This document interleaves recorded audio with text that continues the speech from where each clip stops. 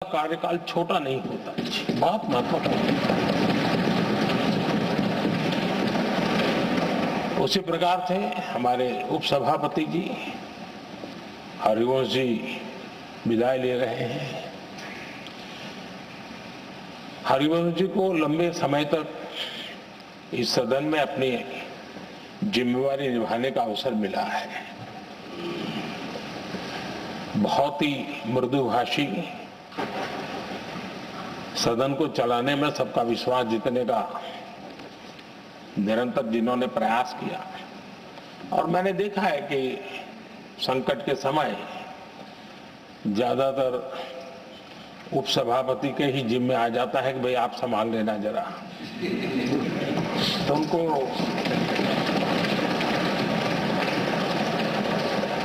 एक लंबा एक्सपीरियंस होता है। सबको जान भी लेते हैं, भली बात ही जान लेते हैं,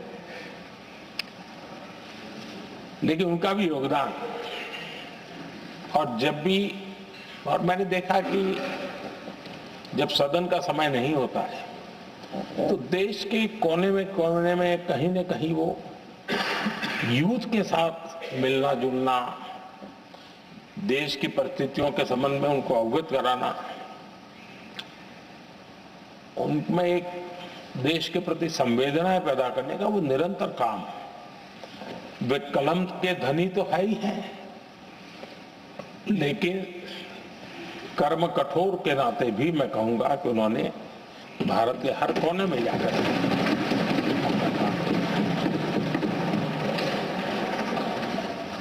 आदरणीय सभापति जी, कभी कभी किसी समय हम सुनते थे कि सदन में बहुत ही हास्य विनोद व्यंग्य का अवसर मिलता रहता है। इन दिनों शायद धीरे धीरे कम होता जा रहा है, क्योंकि 24/7 मीडिया की दुनिया ऐसी है कि हर कोई कॉन्शियस रहता है। लेकिन हमारे आठवले जी हैं जी, सदाबहार है।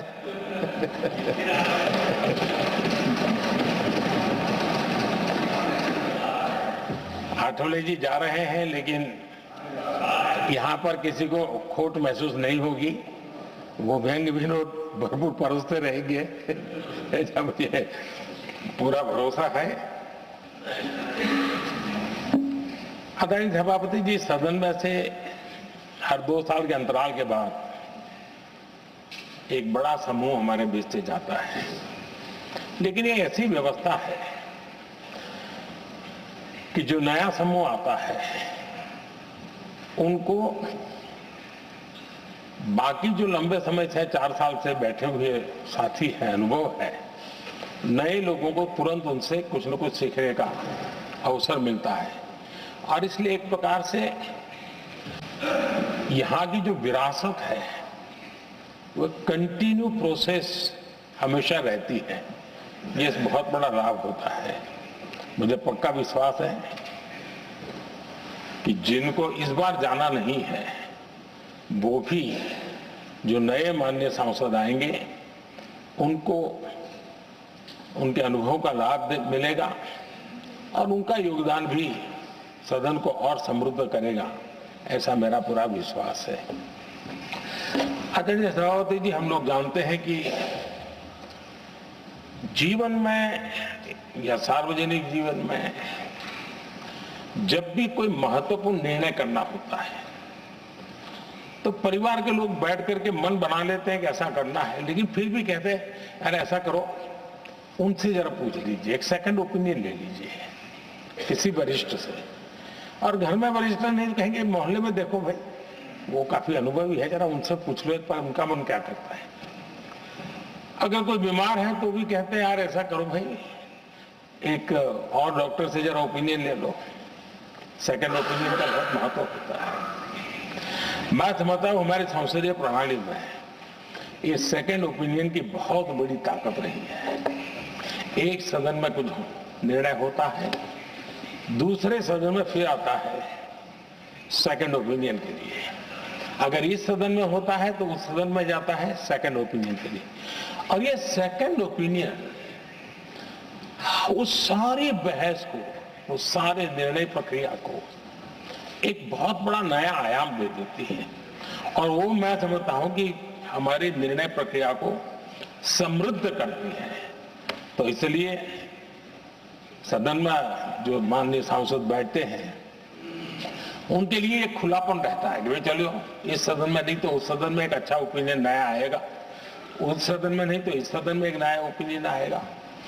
तो ये सेकंड ओपिनियन ये हमारे लोकतंत्र में एक बहुत बड़ा कंट्रीब्यूशन है, जो जिस विरासत को हमें संभालना हमारे जो माननीय सांसद विदाई ले रहे हैं उनका तो योगदान रहा ही है, और इसके लिए भी मैं उनका साधुवाद करता हूं।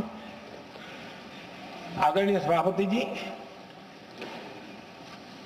जो हमारे माननीय सांसद विदाई ले रहे हैं, बहुत आने वाले दिनों में तो शायद ये अवसर रहने वाला ही नहीं है, लेकिन ये माननीय सांसद ऐसे हैं कि जिनको पुराने संसद के भवन में भी बैठने का मौका मिला और नए संसद भवन में भी बैठने का मौका मिला। उनको दोनों इमारतों में उनको राष्ट्र के कल्याण के लिए अपना योगदान देने का अवसर मिला है, और उनके कार्यकाल में ही उनको इस नए सदन के निर्माण प्रक्रिया में और नए सदन की निर्णय प्रक्रिया में भी हिस्सा बनने का अवसर मिला है। वो एक विशेष उनके जीवन में याद रहेगी, नई स्मृति रहेगी। आदरणीय सभापति जी, मैं सभी माननीय सांसदों के, और मैं मानता हूं कि ये सदन अपने आप में एक बहुत बड़ी ओपन यूनिवर्सिटी है। राष्ट्र जीवन की कई बारीकियों से परिचित होने का अवसर सदन में प्राप्त होता है। एक प्रकार से हमारी यहां शिक्षा भी होती है, हमारी दीक्षा भी होती है।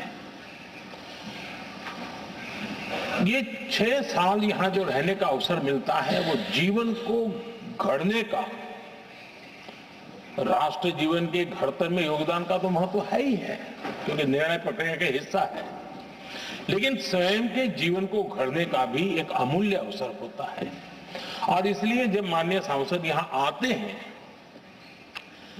उस समय की उनकी जो भी सोच, समझ और क्षमता है, जब जाते हैं तो अनेक गुना वो बढ़ती है, उसका विस्तार होता है, अनुभव की एक बहुत बड़ी ताकत होती है।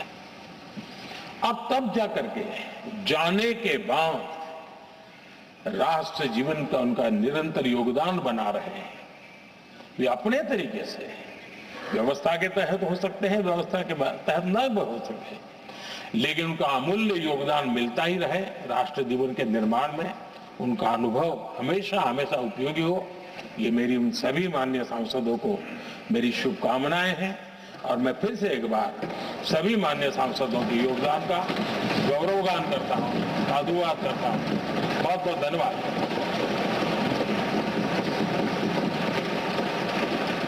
Now, Honorable Leader of the Opposition.